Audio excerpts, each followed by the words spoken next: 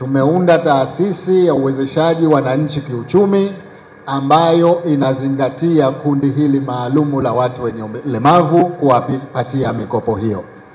Na kama tulivyosikia hapa, ndugu zetu wale wa bajaji wamepatiwa mikopo ya bajaji. Tutaendelea kuwapatia walemavu fedha hizo kwa kadri hali ya mikopo hiyo itakavyokuwa inaongezeka, na walemavu fungu lao litakuwa kubwa zaidi. Eneo la pili ni ajira.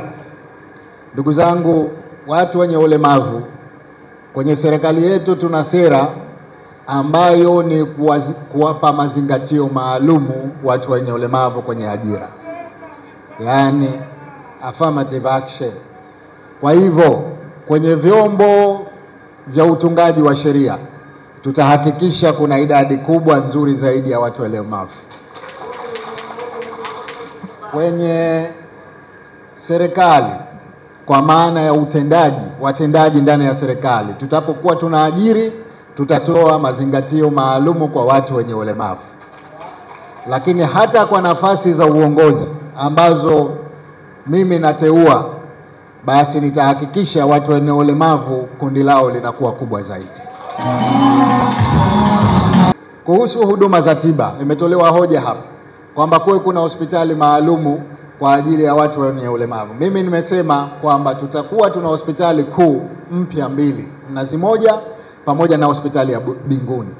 Bila ya shaka kitengo muhimu katika utoaji wa huduma za walemavu ni physiotherapy. Lazima tutakuwa tuna department au idara maalumu ya physiotherapy itakayokuwa ni kwa ajili ya kutoa huduma kwa walemavu. Sasa hatutoishia kwenye physio peke yake.